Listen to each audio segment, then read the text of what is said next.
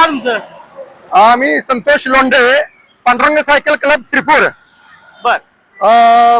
प्रशांत परिचारक मालक त्यांच्या सहकार्यातून हा क्लब चालतोय.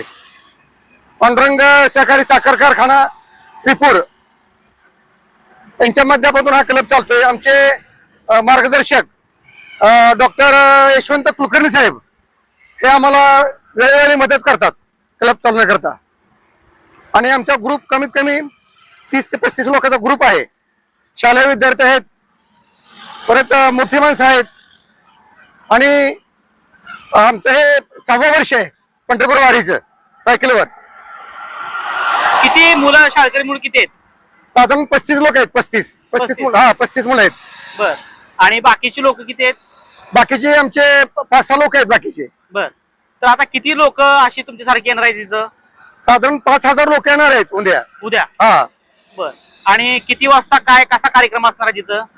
सकाळी 6 वाजता रिंगण सोहळा होणार आहे. सकाळी 6 वाजता प्रदर्शन होणार आहे. बर. सकाळी 6 वाजता. आणि रिंगण सोहळा 8:30च्या दरम्यान रिंगण सोहळा होणार आहे. रिंगण सोहळा म्हणजे नेमकं काय असतं नेमकं?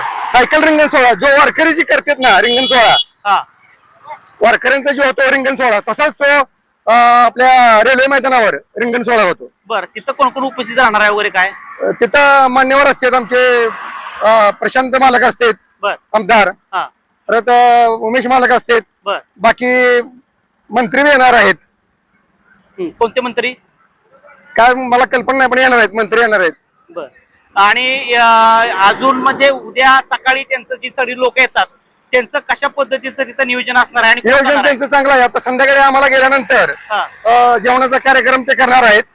आणि परत त्यांनी आमची राहण्याची सोय सगळी केलेली आहे. बरं. हे सगळं नियोजन सगळं कुणाकडे आहे, कोण करतंय? आता आमचे उमेश मालक करतात.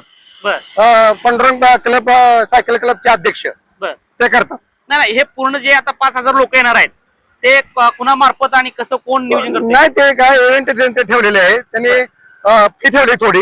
हा, ती फी भरलेली आहे प्रत्येकानं. हा. तुमच्या सोबत अजून कोण कोण सहकारी आहेत?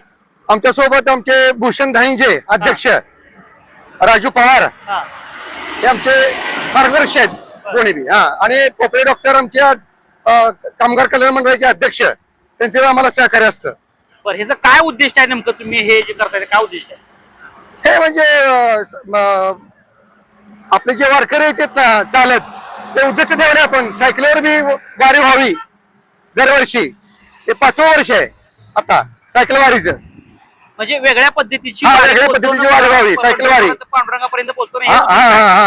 आणि कमीत कमी आमच्या उमेश मालकाचं एक ध्येय आहे की 1 लाखापर्यंत लोक सायकलवर यावीत, असं त्यांनी गेल्या वर्षीच आम्हाला सांगितलेलं आहे. म्हणजे ह्या वर्षी 5000 वाढत जातील. म्हणजे अनोख्या वेगळ्या पद्धतीची वारी बनवणार आहे. म्हणजे पायवारी लोक करतात आणि तशा पद्धती वेगळ्या पद्धती वारी पंढरपूर पोहोचते. हे सायकल वारी व्हावी असं त्यांचं उद्दिष्ट आहे.